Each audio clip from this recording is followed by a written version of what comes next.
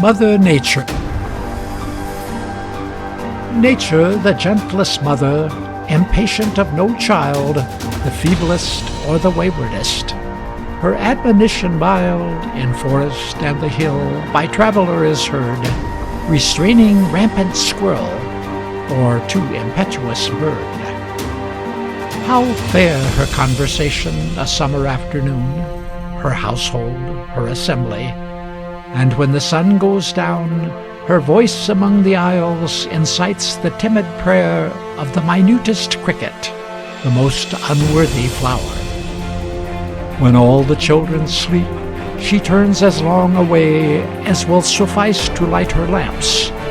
Then, bending from the sky, with infinite affection and infiniter care, her golden finger on her lip wills silence everywhere.